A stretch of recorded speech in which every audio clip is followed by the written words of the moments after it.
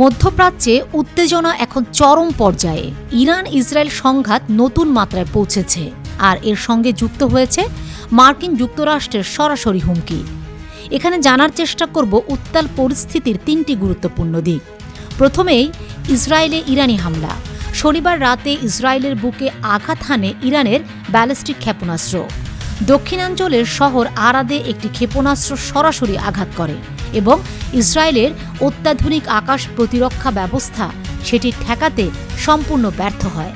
একই সঙ্গে হামলার শিকার হয় ডিমোনা, ইসরায়েলের পারমাণবিক স্থাপনা থেকে মাত্র ১৩ কিলোমিটার দূরের শহরটি।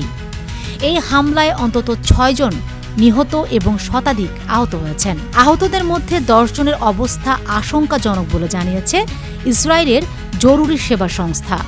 হামলার পর ইসরায়েলের প্রধানমন্ত্রী বেনিয়ামিন নেতানিয়াহু আরাদের মেয়রের সঙ্গে কথা বলেন এবং এই রাতকে শহরের জন্য তার ভাষায় অত্যন্ত কঠিন এক সন্ধ্যা বলে বর্ণনা করেন। সামাজিক যোগাযোগ মাধ্যমে তিনি লেখেন, জরুরি ও উদ্ধারকারী বাহিনীকে আরও শক্তিশালী করা হবে এবং সব ফ্রন্টে শত্রুদের বিরুদ্ধে হামলা অব্যাহত থাকবে।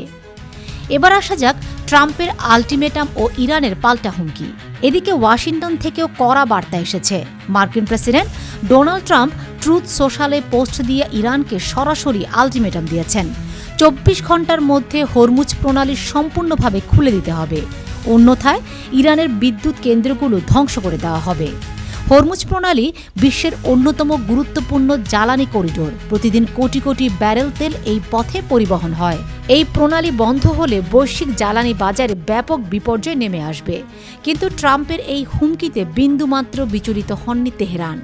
তেহরানের সামরিক বাহিনী পাল্টা হুঁশিয়ারি দিয়ে বলেছে, ইরানের জ্বালানি বা শক্তি অবকাঠামোতে হামলা হলে মধ্যপ্রাচ্যে যুক্তরাষ্ট্র ও তার মিত্রদের সমস্ত জ্বালানি, তথ্য প্রযুক্তি এবং পানি শোধন অবকাঠামো লক্ষ্যবস্তু করা হবে।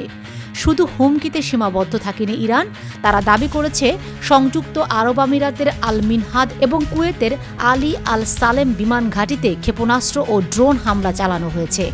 ইরানের দাবি এবং হামলায় ঘাঁটির হাঙ্গার ও জ্বালানির ট্যাঙ্কে ব্যাপক ক্ষতি হয়েছে। তবে কুয়েত বা আমিরাতের পক্ষ থেকে এখন পর্যন্ত কোনো আনুষ্ঠানিক বক্তব্য পাওয়া যায়নি। এই সংঘাতের মাঝে উঠে এসেছে আরেকটি রহস্যময় প্রশ্ন, ইরানের নতুন সর্বোচ্চ নেতা মুজতবা খামেনি কি আদৌ জীবিত? গত ২৮ ফেব্রুয়ারি যুক্তরাষ্ট্র ও ইসরায়েল যৌথভাবে ইরানে আগ্রাসন শুরু করার পর থেকেই মোস্তফার ভাগ্য নিয়ে নানা জল্পনা চলছিল। সেই হামলায় তার বাবা পূর্ববর্তী সর্বোচ্চ নেতা আয়াতুল্লাহ আলী খামেনি নিহত হন। ধারণা করা হচ্ছে এই হামলায় মুস্তফাও গুরুতর আহত হয়েছেন। শুক্রবার ইরানের নববর্ষেও তাকে জনসম্মুখে দেখা যায়নি, যা অত্যন্ত অস্বাভাবিক, কারণ ৩ দশক ধরে ইরানের সর্বোচ্চ নেতারা এই বিশেষ দিনে জাতির উদ্দেশ্যে ভাষণ দিয়ে আসছেন। রাষ্ট্রীয় বার্তা সংস্থা তাসনিম কেবল একটি বিবৃতি ও একটি ছবি প্রকাশ করেছে, যার সত্যতা নিয়ে সন্দেহ রয়েছে। তবে শনিবারের ইসরায়েলের ব্যাপক হামলার পর মার্কিন কর্মকর্তারা জানিয়েছেন মুস্তফা খামেনি জীবিত আছেন বলে তারা মনে করছেন, যদিও তার বর্তমান শারীরিক অবস্থা সম্পর্কে নিশ্চিত কোনো তথ্য নেই। মার্কিন গোয়েন্দারা তাসনিমের প্রকাশিত ছবিটি এআই জেনারেটেড কিনা তাও যাচাই করছেন। মধ্যপ্রাচ্যের পরিস্থিতি প্রতিটি ঘণ্টায় বদলাচ্ছে। একদিকে ইরান ইসরায়েল সংঘাত, অন্যদিকে মার্কিন আল্টিমেটাম। এই ত্রিমুখী উত্তেজনা বিশ্বকে এক অনিশ্চিত মোড়ে নিয়ে দাঁড় করিয়েছে। আমরা এই পরিস্থিতির উপর নজর রাখছি এবং প্রতিটি গুরুত্বপূর্ণ আপডেট আপনাদের কাছে পৌঁছে দেওয়ার চেষ্টা করছি। সঙ্গেই থাকুন।